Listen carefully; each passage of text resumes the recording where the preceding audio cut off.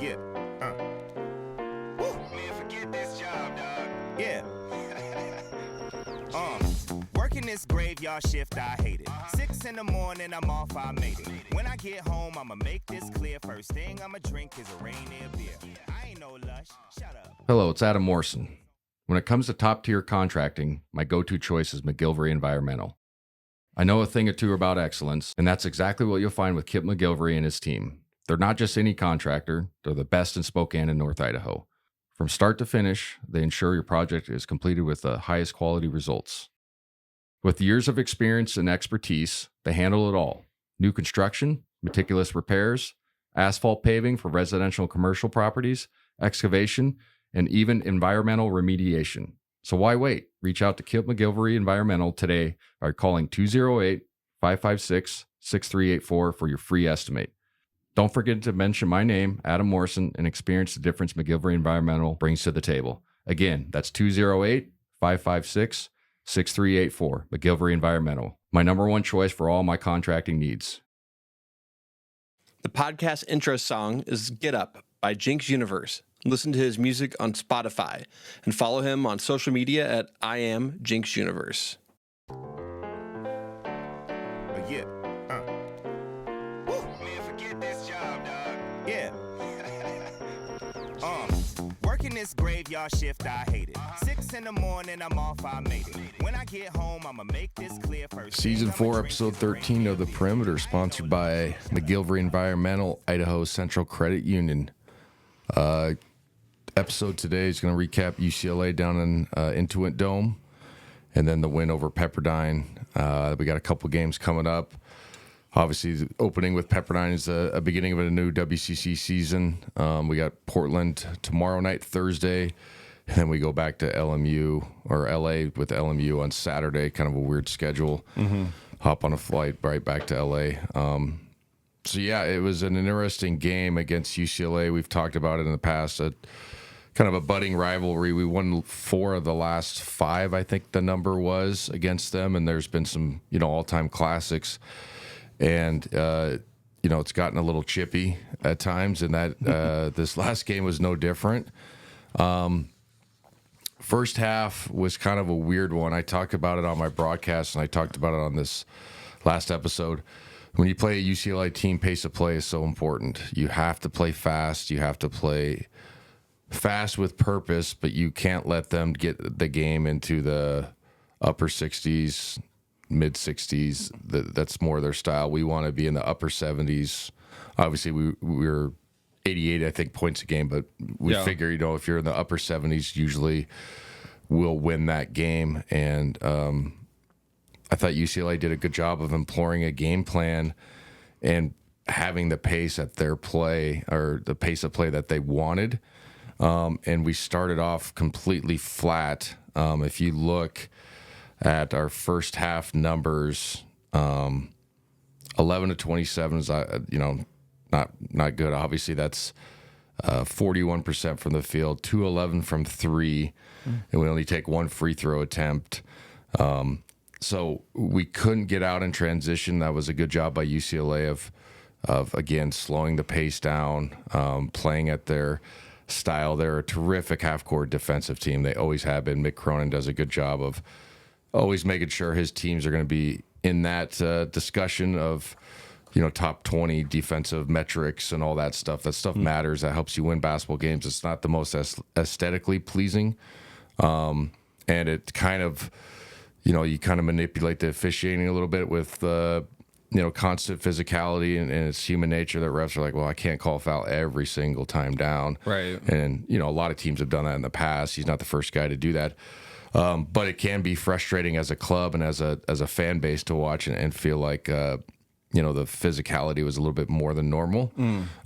But you have to expect that going in. Yeah. So I was a little disappointed with the start that we got, and it's been a kind of a scary trend, if we were going to be frank, on either start of the game, obviously, or start of a second half, having these like big time lulls and not being able to, extend leads or really, put the pressure on teams to, go down and execute offensively for them, because we have the pace and we have the, the kind of pizzazz and the pep in your step, whatever you want to say, to play good. They go on, I think it was a 16-2 run. They go up 24-13. Yeah. And I mean, it was looking really bad for a second. I mean, we couldn't score. Absolutely just completely out of rhythm offensively. I thought, Graham was the only guy in the first half. He has 13 and 4 that really played with, some pace. Ajayi gave us 0 in the first half. Dusty Stromer gave us 0 in the first half. Nemhard had 2. He ended up having a decent game later in the ball game. Caleb Battle had 5. I'll get to that in a second, that situation. And then Nolan Hickman had 3, 1 for 4 from downtown. And then Braden Huff was 1 for 4.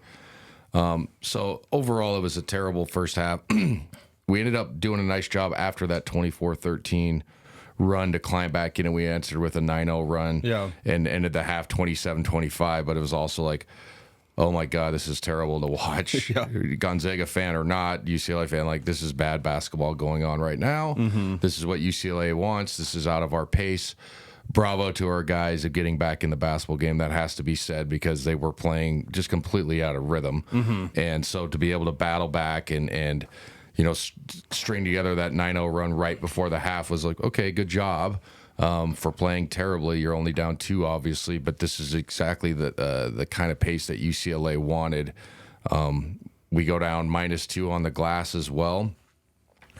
And I really thought, normally if people that listen to my broadcasts, and again, if you listen to this thing, we're on 590 KQNT, but you can find that on iHeart. So it's a much better system for listening to the games if you want, or pregame, postgame show. Mm-hmm. Obviously I give analysis on that, but it's right after, and it's similar here.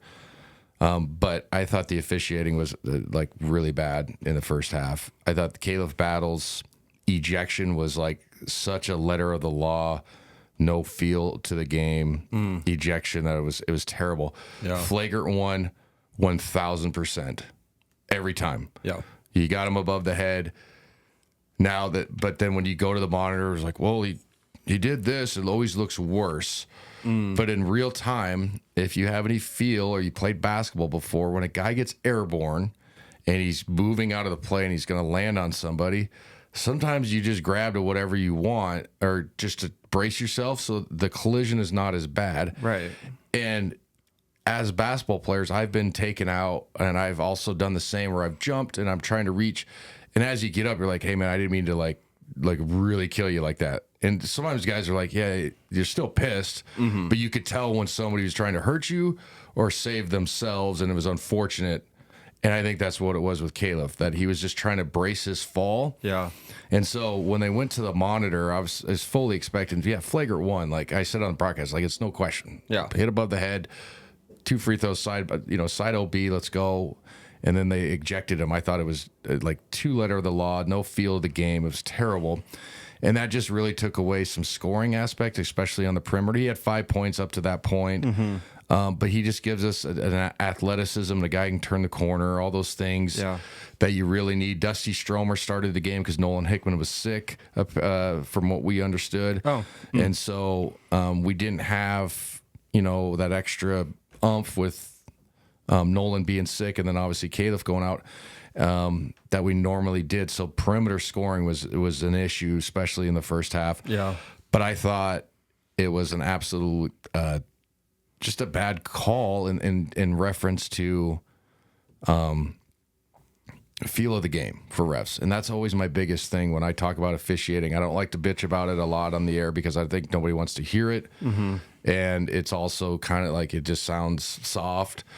And I think it's a loser mentality when you're always complaining about officiating. But this game, I was like, this is some of the worst officiating I've seen all season. I mean, every year you have one of those games, but this one was bad.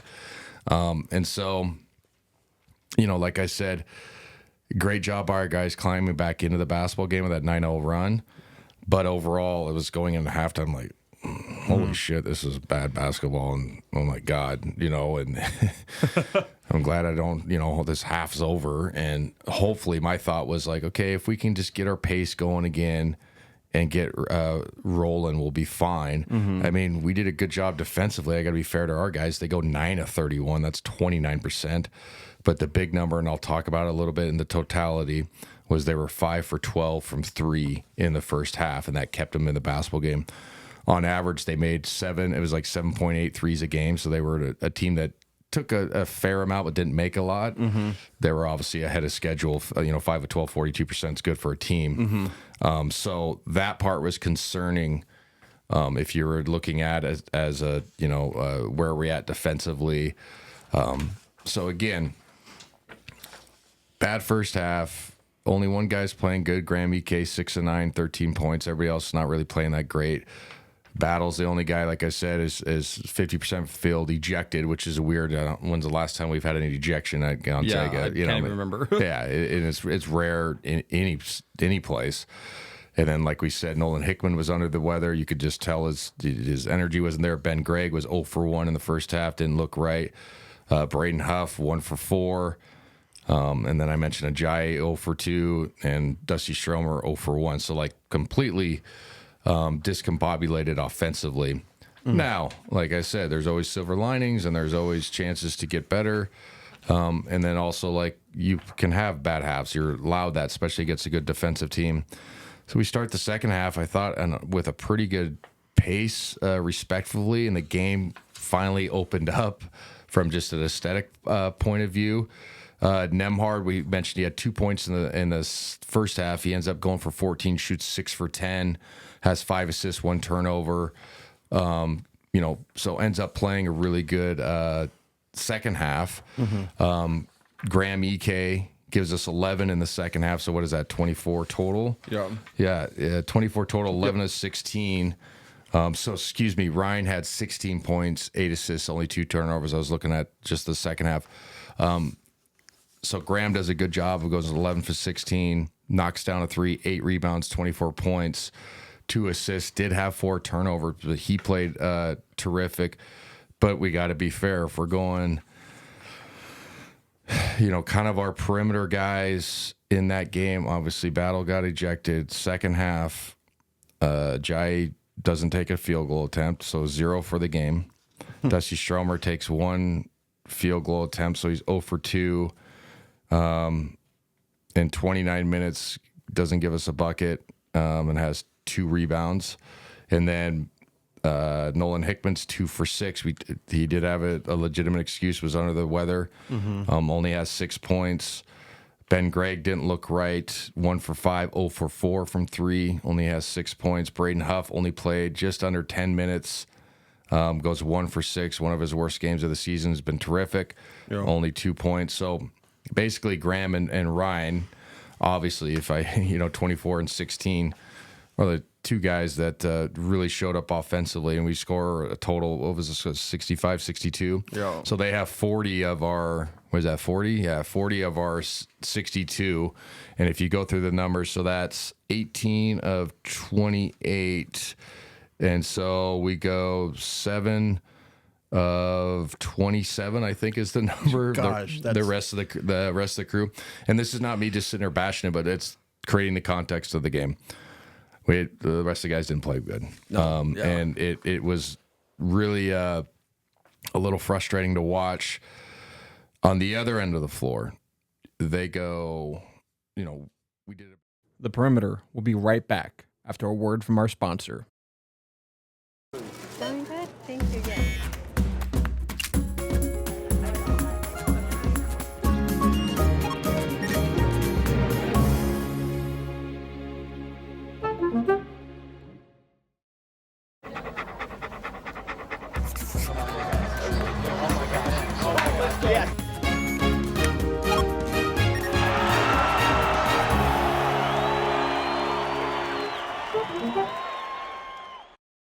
Frustrating to watch. On the other end of the floor, they go, we did a better job in the second half of shooting the basketball. We go 14 to 28, but it was mainly throw it to Graham or Ryan, you take it, high ball screen, short roll. And I don't blame him. I said it on the radio, like, that's how I'd run the rest of the game. Like, Yeah. just run a dummy action into that and then play, because that's all that was really going for us. They go 11 to 24 in the second half, so 46%. So they did a terrific job of playing basketball. It was so much a better game just aesthetically.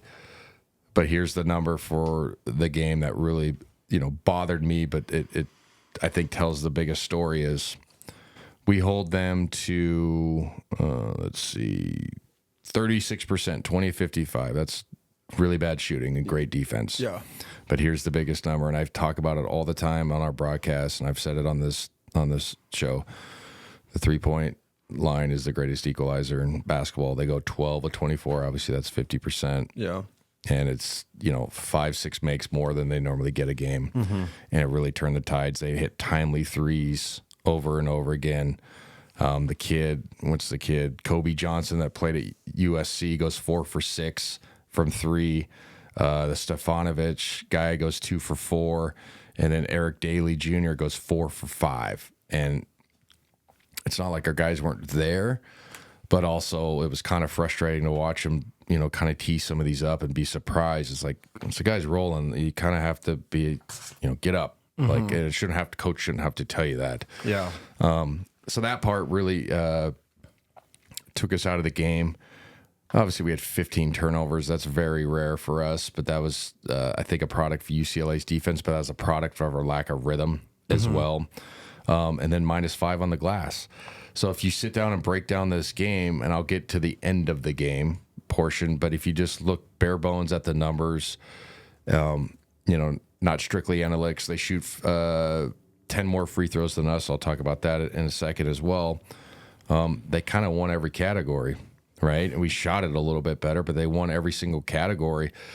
And you can always go silver lining. Well, we didn't win on every category, and we had a chance to win the game. I don't think we're at that point as a university. You know what I mean? Like, Yeah. we're not. And again, I never want to come off as I'm just being negative all the time, because I think that nobody wants to listen to that. But it's been kind of a story of this non-conference season is not being able to make the right plays down the stretch, Right. not being able to close games. And now if you're honest, you look at West Virginia, who had got a great win against Kansas at Kansas the other day. So everybody, Gonzaga fans, need to be cheering for West Virginia, because Right. it turns into a better loss. I know it sounds funny, but yay, go. 100%, Yeah, yeah. exactly. So, we're up 5 with 30 seconds, get the ball across half court, we probably win the game. Okay, then obviously Kentucky, we're up 18. If we literally make, we go 0 for 9 from 3 in the second half, besides before overtime, if we make 1 or 2 of those, we win and go, oh man, we got lucky, you know what I mean? Or not lucky, but we staved off a great comeback. And then UConn, I talked about this at length, but they start off 13-2 run, and then the rest of the game, 38 minutes, we're at 69-64 us. So we control the most of the game, but we start off terribly. And then UCLA, we give up a 16-2 run in the second half and have to battle, or the first half, then have to battle back. But it was just a weird flow to the game. It was exactly what UCLA wants to do. It's how they play. It's not my favorite, but it wins games. He has a formula. They play physical. They play slow. Doesn't mean they're not good players, but it's literally like a set every time. They run a little bit, but he does give them the freedom. If they have open threes, they can take them, and they show that, and they made them. And so hats off to those kids. But down the stretch, we go up 2 with can't remember who scored the bucket, and we go with Innocente in the game defensively late in the game, and he gets hard rip baseline, and the guy, if you watched, you obviously watched the game, Yeah. The guy elbowed him like dead in the face, like out of his cylinder. And so one, I don't know how that's a foul, and 2, every time there was like a mix up, they went to the monitor to see if there was illegal contact above the head, but they didn't do it at that play. Yeah. Because he went out of his cylinder and hit the guy. And that's a play that I used to do all the time. And I know it sounds weird, but like if I wanted to catch a guy with an elbow, you do it on a shot. And they would never, back then they didn't go to the cameras. Right. But you could elbow a guy and be like, oh, my bad, man, I didn't mean to. And like you did it on purpose, but you were like, oh, I was in my shooting motion, right? I used to do that all the time. Like pump fake a guy, then hit him and clip him. And then kind of be like, hey, stop guarding me so hard. You know what I mean? Yeah. And that's what that looked like. It's not, I don't think it's like intentionally dirty, but that's what it was. It's a basketball play, but it's a direct hit to the head. And 4 minutes earlier, Ajayi gets called for a flagrant one on a catch and a rip, and he hits the guy in the face, and it wasn't like that violent, and they call flagrant. I'm like, the officiating was so bad from a standpoint, not because UCLA shot more free throws, not on the, I'm not saying that. It was so bad on feel. They went straight letter to the law instead of feel. Good officials go by feel, right? Obviously, there's certain rules that you have to go letter of the law, like violations and stuff like that. But if you watch the Ajayi rip through, that's a high rip that's been done for fucking 60 years in basketball. And if a guy's in your way, it's usually offensive foul. It's never a flagrant one. Get up, foul, go the other way, done. It's just like the Caleb Battle one. Flagrant one, absolutely. Not a flagrant two. You know what I'm saying? Yeah. They just went one tier above on every one of those calls, and it really hurt us. So that part was frustrating. And then, like I said, we go up 2, and then they get that call, and God bless the kid, he makes the and one, and then makes the free throw, and then so we go down 1. It's such a huge turn of events. If they don't call that, and he just makes the bucket, then it's tied. Yep. Right. It's such a different situation. So anyway, we get down 3, and we run the same play that we ran against UConn late, and I like it. I'm going to steal it for my girls' team, and then when my son's team gets a little bit older, you go up sideline, and then you kind of run like a fake handoff or go. Like it's a hard situation because do you switch in that spot? And Ryan does a good job of faking his guy out. Graham gives him the handoff, and he gets to the rim. Boom, and one member against UConn, he missed the layup. Yeah. But it was a terrific play. Ryan's fast as heck, and it's hard with Graham because he can set kind of a butt screen, right? I know it sounds funny, but like the turn illegal screen, but on a handoff, and you don't have to like drill a guy. You just have to get him a little bit off this path, and then your guard should be good enough to get to the rim. Boom, and one, and one situation. I thought Mick Cronin was brilliant, and this is not like super heady, but some coaches don't do it. Called timeout right away, freeze the free throw shooter a little bit. And I said this on the air. I don't know if it happened. I doubted it did. But if you're listening to this and you have kids that play sports or you've played before, you can remember this. When a guy has a free throw going into a timeout, it's like a guy going into the 9th inning or 8th inning with a no-hitter. You don't say fucking shit to him. You don't even look at him. You just act normal as you possibly can be. You never go, man, we really need this one. You know what I mean? Don't say anything. Yeah. He knows or she knows the importance of the free throw coming up. So shut up. And so I said that on the air. I didn't watch the bench, but hopefully that's what happened, because it's worse when people keep reminding you. Yeah. Right. And especially your own teammates. Like, we fucking know what the value of this free throw is coming up. So if you have kids that play sports, don't go from the side like, come on, Johnny or Jill, we really need this one. They fucking know. Yeah. Just be quiet. And so I thought Mick Cronin did a good job of kind of freezing Ryan. He's had a terrific season, terrific game. When it left his hand, it had no chance. No chance. Completely short. So anyway, we have a chance to get that rebound. And it was, again, another microcosm of the game in totality. Just didn't get all the 50-50 balls, didn't get all the calls. Like, we had 2 hands on that offensive rebound, didn't get it. Yep. So we foul.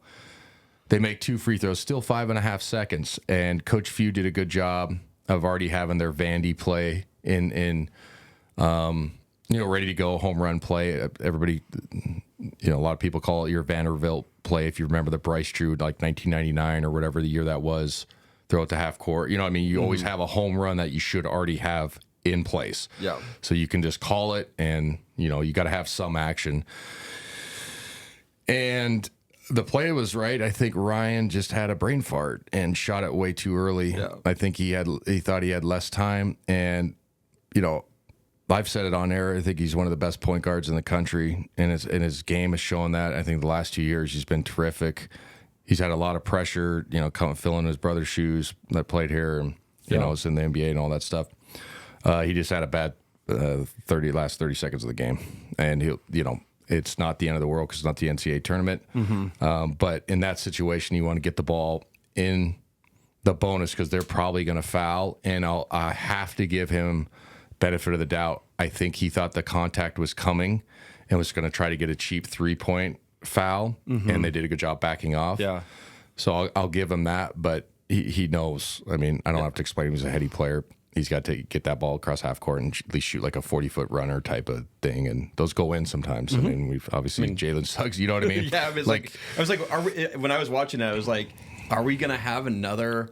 Yeah, like a crazy shot against UCLA, and maybe that's what he was thinking too, and that's why he took the shot early. I don't know. It was just like because I was watching, we were all watching, and we're like, why did he take it at 3 seconds? I know it was like, oops, that was a brain fart. But again, him and Graham were the only two guys that played well, and so to be fair and to get to that and one situation to get to the game where it was.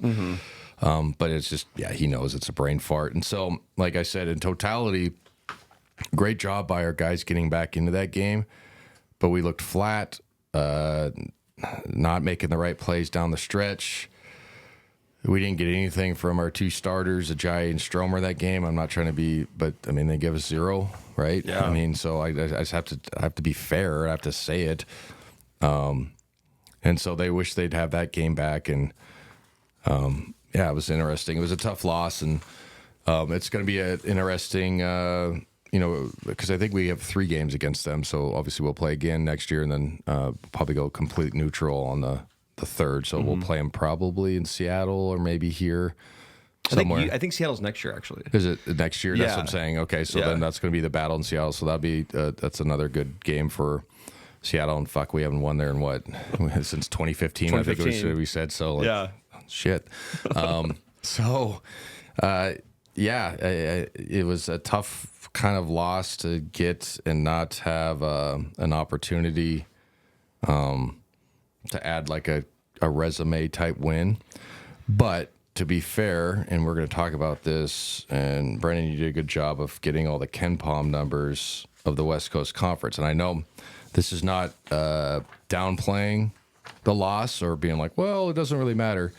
In the West Coast Conference this year, we talk about net rating and KenPom, and net rating means kind of your overall strength of schedule, wins, all that stuff. Stuff that the tourney committee looks at when you calculate your wins and losses, the data behind the wins. So San Francisco is 12-3, 59 net rating. Pretty good. If you're in the top 100, I think they consider that a quad 1 is top 50. I think quad 2 is 75 to 150, something like that. Yeah. I've looked it up. It's been a while. But if you're in the top 100, it's considered a quality win. Quality win, yeah. Washington State, 77 net ranking. Obviously, us, 7, obviously, because we're good. St. Mary's, 50. Oregon State, 68. Santa Clara, 72. And then San Diego's 290. And Portland's 340. Holy shit.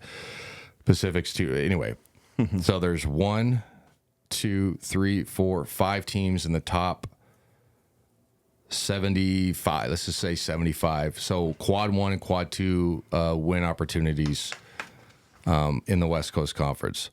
So it's not complete panic time. It's like, oh my God, we need another, because Baylor's our marquee win, and San Diego State probably will get in if they continue, but you never know. Yeah, they just lost. They just lost to Utah State, and then I just mentioned West Virginia, but the Big 12 is so fucking hard that if you go like 10-8, it's like great year. You get into the tournament if you go 10-8 in that league. It's crazy, but it's also like, are they really that good? You know what I'm saying? So we have opportunities to get quad 1 and quad 2, more quad 2s than quad 1 wins. Yes, and those do help you seed line everything. So I'm trying to explain to people it's not complete panic time as far as like, holy shit, we're not going to get another good chance.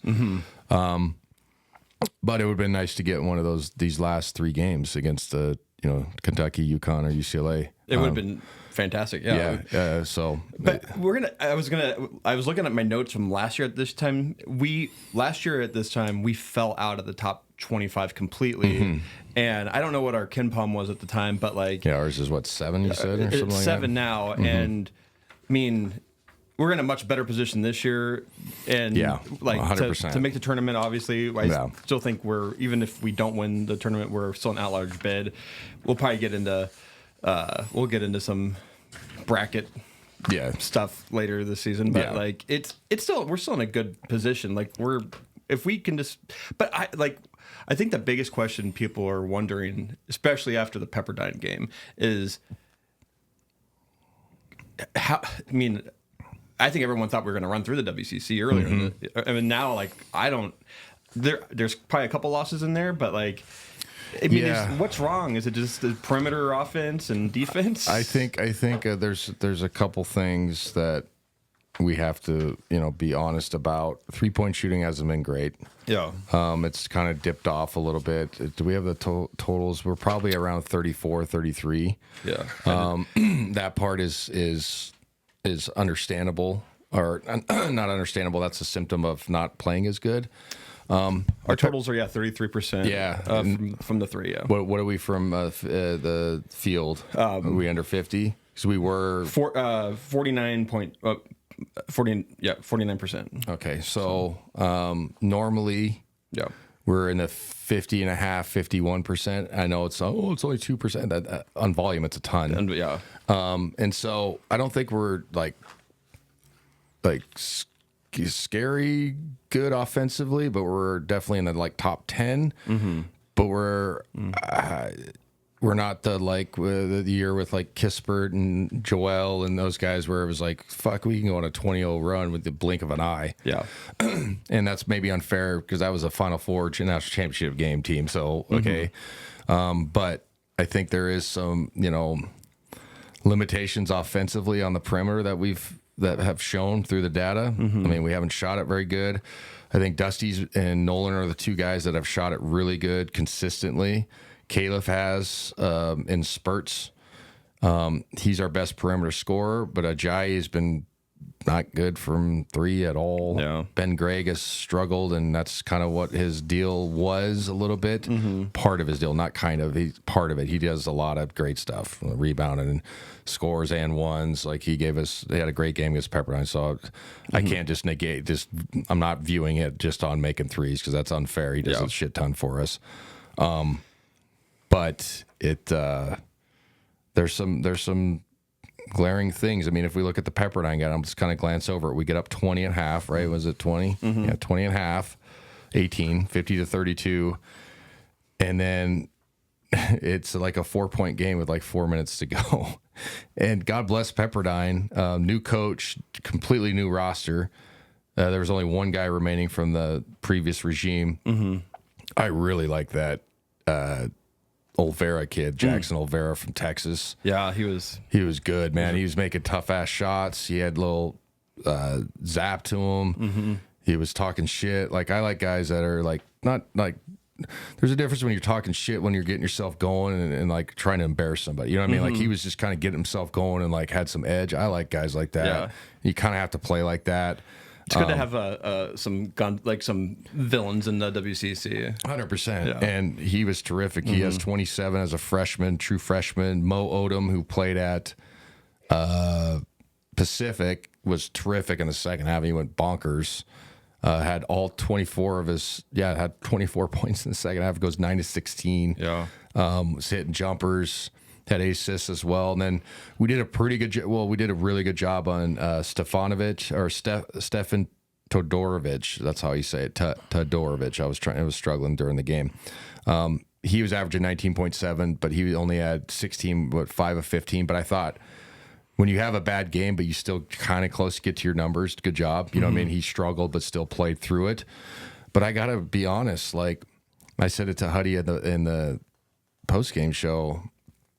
Like that, I haven't seen a Pepperdine team. This is not a knock on Roma, but I haven't seen a Pepperdine team like fight and like talk shit and like dive on the floor. Like that guy's headed in the right direction at least at the start. Now it's always easy to say oh, they looked great against us. Well, what do you do when you play, Pacific and there's 400 people in that gym and it's deader than a doornail? Are you know what I'm saying? Yeah. So like sometimes it's the Gonzaga, like, well, we're on TV and it's more than friends and family at the game, so I'm going to play harder. That's a real thing too. But in what I mentioned earlier, there's a trend, and it's not a good one. Start of games or start of second half. Our start of second half was terrible against them, and they climbed right back in the game. I think they went on like a 9-0 run, and it was a 9-point game after the first media, and you're like, well, fuck, it's a game now. Instead of in the past, maybe a little bit, we've gone that 20-point lead will extend to 30, and then by the 10-minute mark, we're debating, do we take our guys out? Yeah. And all right, excuse me, we're going to take them out in the 7-minute mark. You know what I mean? That wasn't the case. And again, you got to credit Pepperdine, especially those wing players, the guards. Really impressed with that Olvera, and it's like one of those. It's fucked up, but you're like, hey, you want to go play for us next year? We got two guys leaving, right? That's not, but it's just like, hey, nice game. You want to come over here and play? So I kind of feel like as we leave the WCC, I feel like we're going to be getting a lot of transfers from the WCC once we get into Pac-12. Yeah, you never know. Yeah. And it's always a good, I guess, pipeline. Yeah. We're one of the programs that does well. We did well with that before the transfer portal with grad players. Like we didn't start it, but we were one of the clubs that always added a piece. Yeah.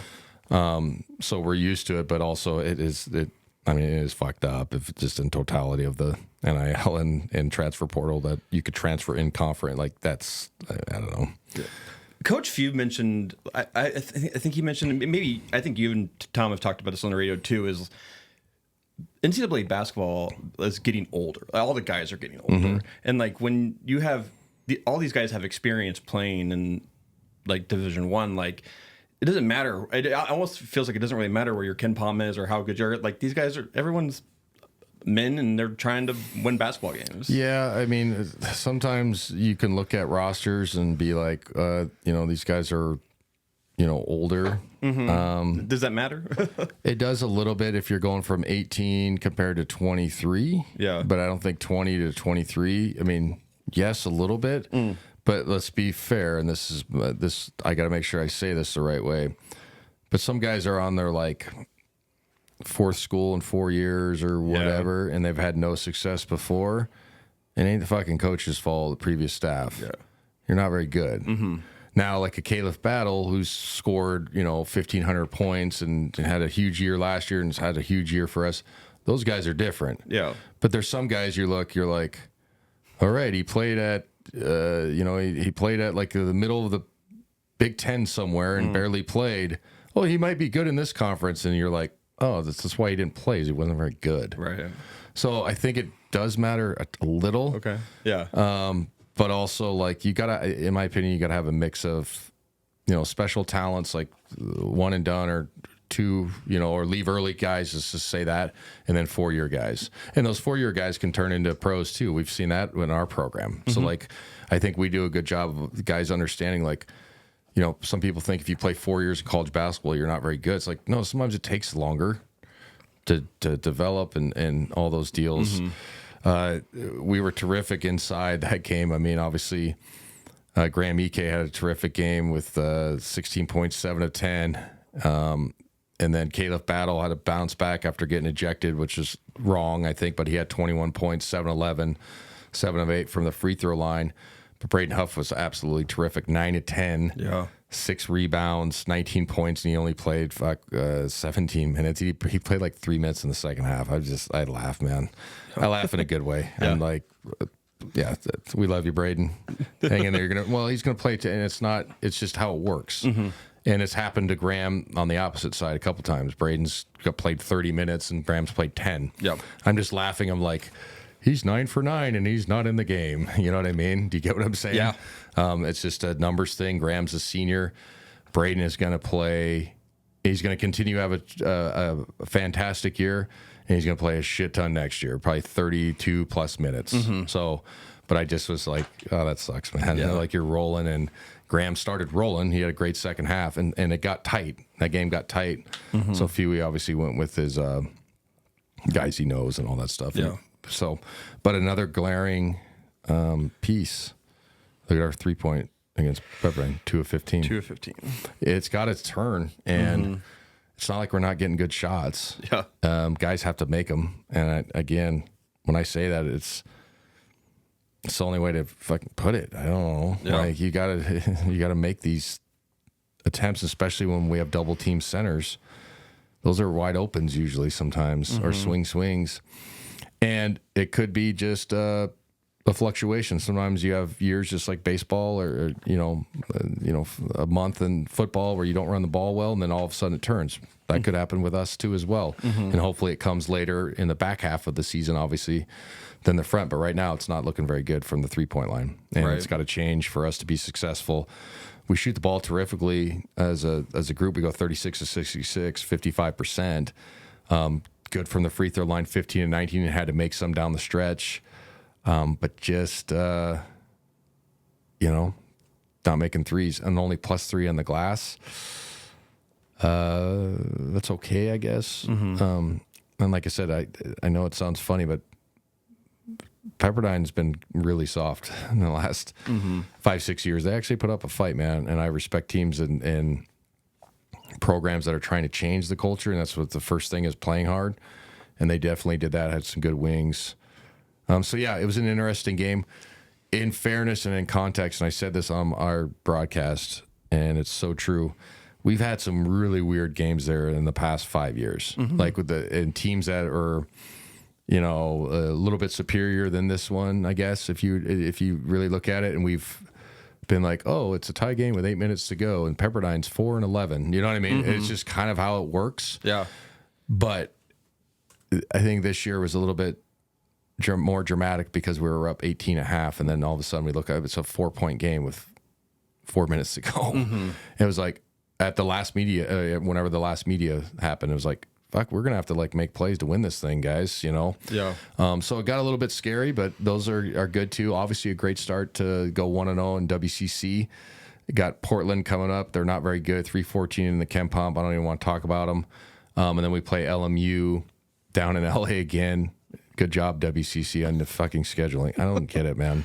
I'm serious. I just don't. It doesn't make any sense. Yeah, they could have just reversed. Or I guess that's what I'm saying. No, just reverse it. Just reverse it. You play. If we probably wouldn't have scheduled UCLA then, but we could have played 3 games and then played Saturday, played Portland at home. Like, it's just dumb. And everybody's always talking about saving money, no matter what program. Yeah. So why the fuck are we flying back and then flying back again and then flying back? It doesn't make any sense. That doesn't make any sense. So, yeah, that's my quick rant for her. And people listen, hard life, you got to go to LA. Yeah, but we were just there. Yeah. And now we turn right back around. We play one game and then come back. Just, I don't know. I don't understand it. Yeah. Anyway.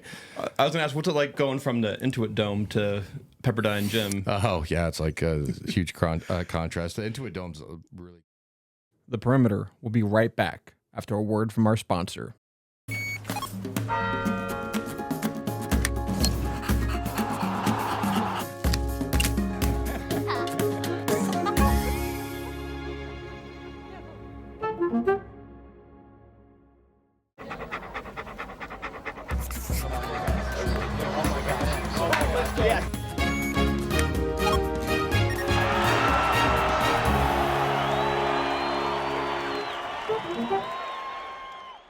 What's it like going from the Intuit Dome to Pepperdine Gym? Oh, yeah, it's like a huge contrast. The Intuit Dome's really neat. It's cool looking, and all the bells and whistles. Obviously, it's a $2 billion stadium. The middle, whatever they call it as the scoreboard or whatever, the circular thing is unbelievable. It's like an acre long or some of. That's crazy. Yeah, and then it's funny. He boasted about it. Steve Ballmer, the owner of the Clippers. They have the most bathrooms per capita of any stadium in America, like urinals. Really? But it's awesome because he's like, I don't want fans missing an action because you have to stand in line. And how many times have you been to a concert or something and you're like waiting like 30 people deep to go pee? It's like, put side bathrooms everywhere. Yeah, and it was awesome. Like. Cool, you know what I mean? Like, so I remember in his press conference he talked about. Then the internet was laughing at him, but if you read the comments, people are like, yeah, like. it's okay to have more piss pots. Like I don't want to miss the game. Yeah. Or we all scramble at halftime and elbow each other to go pee. You know what I mean? Like we don't have to do that anyway. Yeah, it was a cool stadium.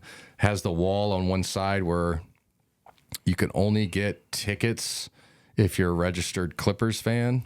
Oh. And then it was weird when you receive a ticket, you have to sign up for their app, but you can walk around the stadium and with your phone in your pocket the whole time because they take your picture, your facial recognition, and then you attach your card to it if you want. Oh. So and everything's kind of grab and go. Yeah. So you can walk around with like it's weird. You can go grab a Coke and it charges you for it. It's cool, but then you get into the like.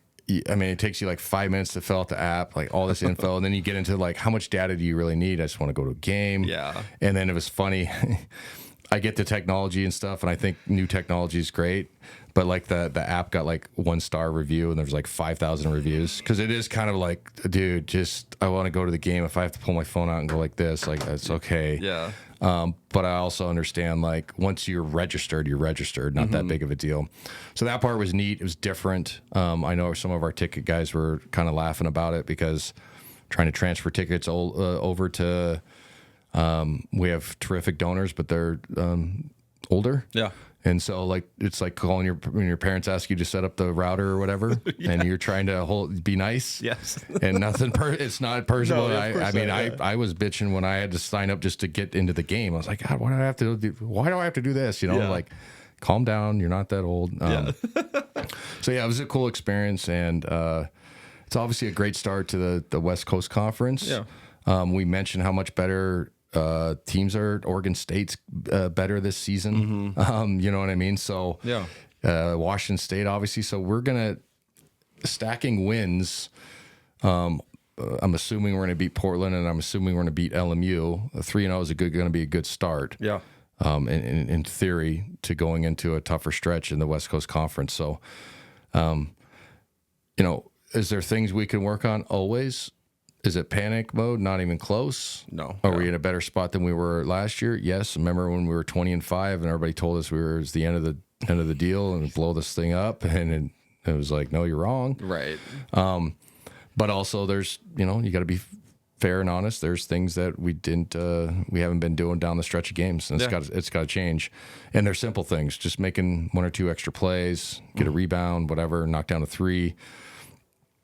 And it's not just me saying that to be kind of a jerk or like I did that when I played. Like I get it. Sometimes it doesn't work out your way, and I miss shots down the stretch, and I did box out sometimes, but it's been 4 times this year. You know what I mean? Yeah. If you look at it, you're like, wow, man, we could really be like 13-1 or whatever, or maybe 12-2, or maybe undefeated, but like 12-2. Yeah, so very close. Yeah, to put it in perspective, like. In the KenPom offensive rating, we are number 4 in the nation, and defensive rating, we are 25 in the nation. So so we're good. We're a very good ball club. Yeah. It's there are, like you said, there's always things to talk about and poke holes at. Yeah. I think we're heading in the right direction. And some guys will start playing better. Jai needs to play better. He will. I think he needs to fly around more. He was terrific against UConn, so it's like, hey, when you're flying around and active around the rim, you're really hard to guard, and you need to just kind of break out of that,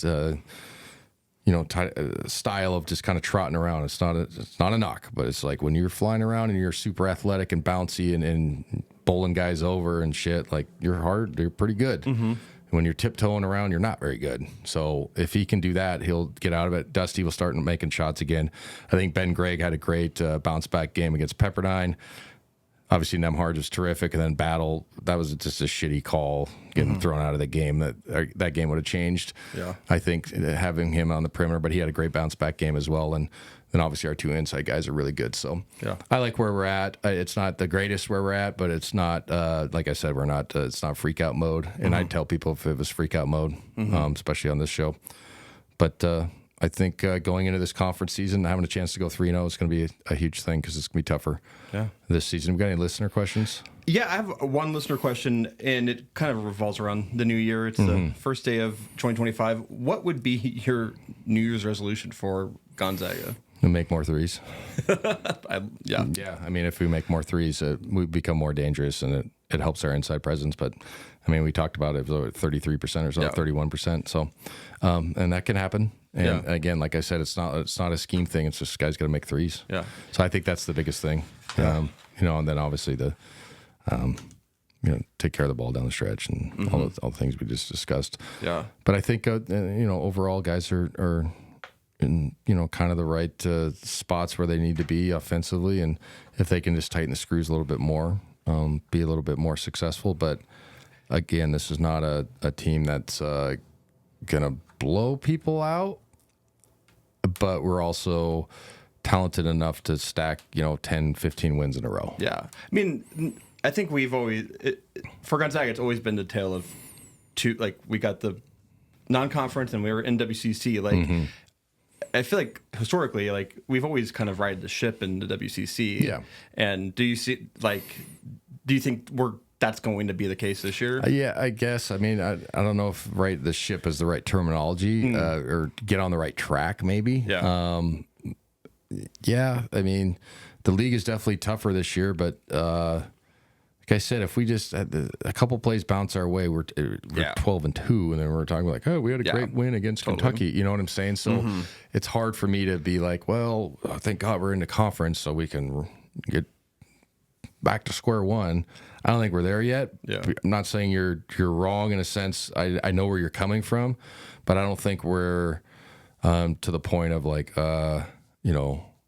man, we need to play LMU every week or whatever. You know what I'm saying? Like, glad we're playing Pacific. It's like, I guess the point I was trying to make was like, watching Pepperdine is we had to close that game out still, even against Pepperdine, and that's something that we weren't able to do against Kentucky, UConn, and UCLA. And obviously, like, Pepperdine is not those teams, but like getting that experience and like just knowing that they can do it probably helps the confidence. Very good point. And I mentioned on the broadcast, and that's a very good way to like rethink the question or rethink with, try to get the wheels going for me is we had to make free throws down the stretch. Yeah. We had to make defensive stops on guys that were rolling. Odom and Olvera were like rolling, and we got those down the stretch, not leading up to it, but down the stretch. So exactly right. It is nice to be able to go, okay, hey, there's not always a quote unquote failure at the end of a game because you lost. The team came back, but then we figured it out. We scored. We executed down the stretch. So very good point. So yeah, it is nice that we had that against Pepperdine. And it shows that we can do it. So hopefully it's a trend that we keep understanding. And, our guys take care of business, especially Thursday. Tomorrow we play at the Community Cancer Fund game. And, obviously that's for a good cause. And hopefully people show up in full force like they have in the last few arena games. And I will say that there's still tickets available. Go buy tickets. It all goes to support the Community Cancer Fund. Yep. And go see Gonzaga play. Yeah. You want to, definitely, like, we want to sell that place out. Yeah. Thanks for listening. We'll be talking about the recap of next week. See you next week. Working this graveyard shift, I hate it. 6 in the morning, I'm off, I made it. When I get home, I'ma make this clear. First thing I'ma drink is a Rainier beer. I ain't no lush, shut up, hush. This is how I zone out. I'ma take this check, put it on me. I'm a much better boss than an employee. Just cause you got time, don't waste time. It's about time, feel the sunshine. You got time, but don't waste time. It's go time.